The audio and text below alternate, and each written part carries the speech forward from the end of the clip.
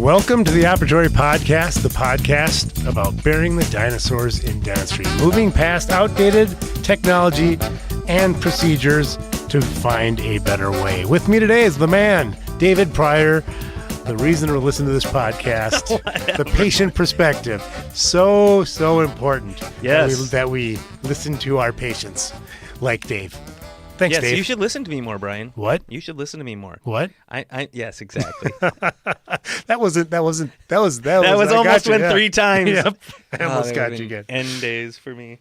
Well, today on the podcast, as always, Dave doesn't know what we're talking about. As always. But today, not just from the patient perspective, but from a technology perspective, from a consumer perspective, what we're talking about is when you get sold the dream and it ends up becoming a nightmare.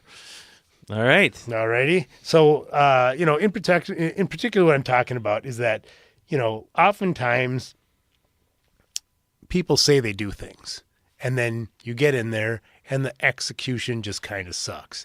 It kind of does it. So it's not uncommon in today's marketplace that people overpromise and underdeliver. I could not agree more. Right. And so I wanted to touch base on this topic because mainly as a frustration as somebody who provides paperless forms, digital forms. Mm-hmm. And I look at what some people call paperless forms versus like what we call paperless forms in Opera DDS. And I'm not really digging on anybody. I just want to have this as a topic of discussion today with you, Dave, kind of, areas where maybe you have run across this in your life where somebody has overpromised and underdelivered. Does anything come to mind? Every single time I buy anything, it really does turn into that. I'm a sales guy, and so I am. But as a sales guy, I see you, doing your thing. Yeah. You do not. You do the opposite, right? Right, because I've been in sales for a long time, so I'm aware of what it takes to be successful in sales. And I think there's a lot of, in my fields of expertise, which is really mostly technology, it's a very, very competitive marketplace. And one of the things that I've found in dentistry is the competition isn't as aggressive in dentistry as I've found in technology. So, you mean between dentists, like right. going, if I'm going to go to your office for a crown or down the street, which is funny because people outside of dentistry, like you're saying, yep. I think oftentimes when we're being sold things, when other companies, technology companies, whatever, are selling to dentists, they talk about the competition being like other dentists. Right. And even as somebody who's a vendor to dentists, I don't view other dentists as competition because that's, in a world where 50% of the people see a dentist regularly, my problem is not what the person next door to me is doing. Right. Right. And so and we've talked about this on the podcast before, but it's such a unique industry where, dentists are, you all went through dental school, so you're all really bright people. And so for dentistry, you're on it. But the business side of things, I almost always find it to be lacking because you look at each other as colleagues, which is accurate, right? You're all colleagues. You have a similar goal to provide, a great patient experience.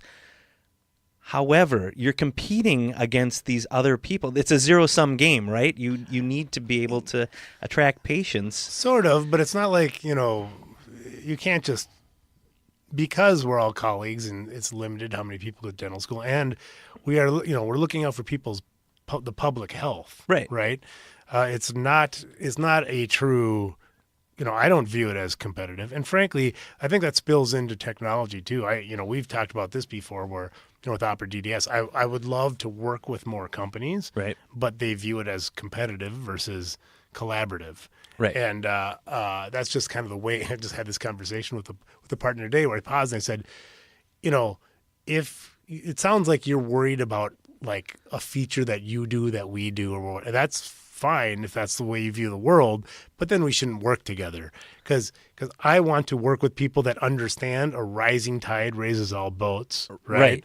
And I think it's unique that dentists understand that more than the average company, yes. right? Yes. And so that's exactly what I'm saying is that, you look at the people that are calling you a competitor, and I'll almost guarantee you every time that person says you're a competitor is not a dentist. No. Yeah, you're right. 100%. Right. 100%. And so, in fact, the only person who sought me out to want to collaborate with me in technology was another dentist who had a similar platform. We did 100% of what they did and more, and they wanted to collaborate. Yep. Right. And I was like, great. We're the only dentists doing this. So that's really interesting that you put it that way. We kind of, that's not really selling the dream versus, but it's kind of related because we're collaborating versus being competitive. We're trying to undersell what we do, and I think dentists probably do that a lot too, right? Dentists primarily operate from the perspective of I want to make sure that what I do lasts longer than I will say.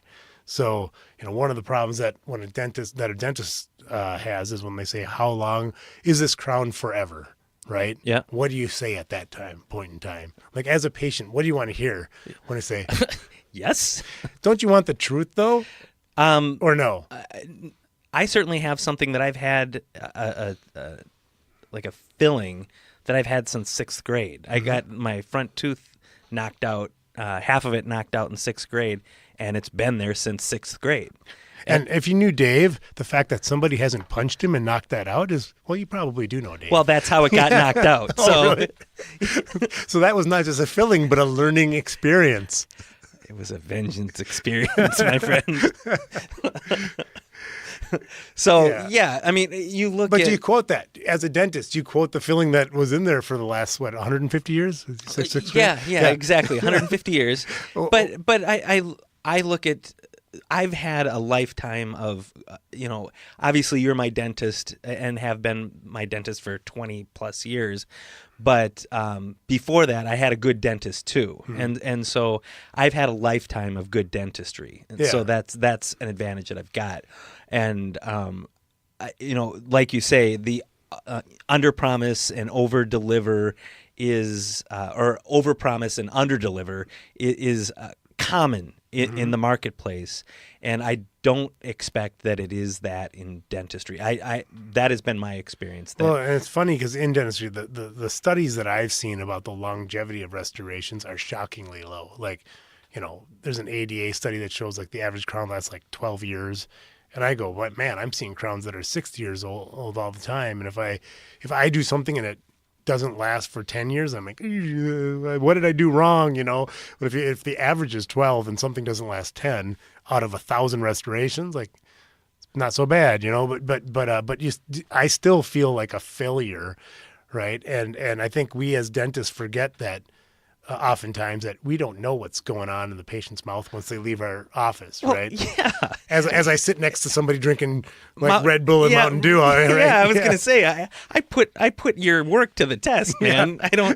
I'm chewing ice all day long. I'm drinking Mountain. I mean, I know what I'm doing to my teeth. I know that it is not the best thing, but I'm fortunate that my best friend is my dentist, so that works out really well for me. Well, so. In a world where people overpromise and underdeliver, how do we protect ourselves? That's kind of the second phase I wanted to get to. It's surprisingly easy. I mean, it's the answer is be genuine with the person. When you're talking to salespeople, I mean, this is where you're talking about in a sales situation, in an exchange of goods situation. No, I'm thinking like, as a dentist, yeah. Right? I'm out in the world, yep. And I'm looking at, I want to buy impression materials and I want to buy adhesives and what. So how do I, if I'm talking to, almost always the person I'm talking to has some interest, right, in whatever they're talking about. Mm-hmm. There's very, very few truly unbiased people that have information. Maybe if you're went to the University of Minnesota dental school, love it, it's great. Everything is 3M because my dad worked for 3M for 40 years. I think it's a phenomenal company.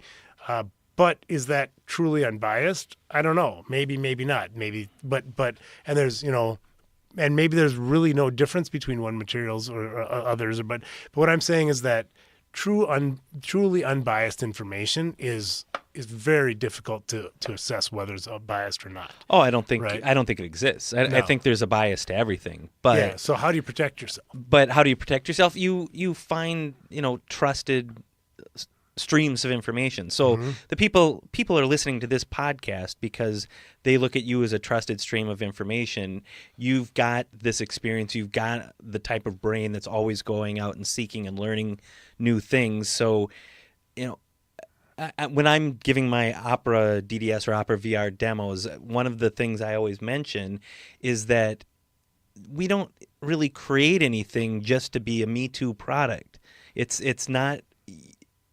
Everything that you do is intended to bring a better experience to dentistry in some way, and so it's something really nice as a sales guy. It's something really nice to be able to sell. So if I'm as a consumer, whenever I go out to buy things, I look at what other people that I can trust. We all do this. We go out to Amazon. How many stars does this have?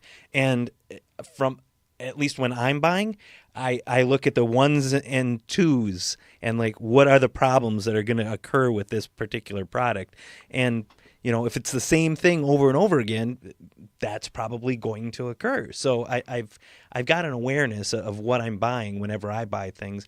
As a salesperson, I look towards products that I have a way to be able to identify and say, this makes sense for me because I've got somebody that I trust that is using this sort of product. Yeah, and I also think that, usually there's a track record, and people. I always think it's amazing how some people like wrap people into like, I think of like Comcast or cable or like these 3-year contracts or even 1-year contracts. Yep. I mean. When somebody's giving you a 1-year contract, what they're really saying is, I don't stand behind my product for 12 months, almost, or either that, or we're just looking to flip this under the next private equity group or something, and so just as a dentist, be aware that that's kind of what goes on oftentimes, and if there's there's some the number of like long-standing companies in dentistry that have proven track records of doing great things like 3M, we talked about. I mean, they just have armies of people who are dedicated to like progressing, like you said, making everybody's future better. And those are the ones that I think, that you can, that are the easy ones to sort of fall behind. Yeah. Does that make sense to you? Well, in technology, they always say nobody ever got fired for buying IBM. Yeah. Right. And so it's a similar thing, but the other side of that coin is you want to try new stuff. So just don't put all your eggs in that basket. Try something new. You've got to. I mean, you are a classic example of some new thing came out. You buy it. Like you will give new stuff a try all the time. So well, yeah, and that's a good point because it's not just the resistance to try something new shouldn't be that you have to learn something new. Right. And there's a lot that goes on with that, right? And there is, the not wanting to change should be less than wanting the results that the change could have. Right. Right. Yep. That's really what it comes down to. Yeah. Because that happens. That's where I go, oh, the result that I could get to benefit versus the effort to change. That's usually an easy calculation. Something like the aforementioned paperless forms. Yeah. Do you have to learn how to use a digital form system? Yes. What will that do? I mean, the amount of benefits from going to using a clipboard to digital forms that you can text the patient and stuff, ridiculously ridiculously easy. Yeah. I mean, and saves everybody so much time and money. So that's kind of, so thank you, Dave. You had lots of great, not just patient perspectives on today's podcast, but also on sort of how to evaluate different opportunities and being wary of the people who are selling more dreams than reality. Yeah. Thanks, man. Thank you.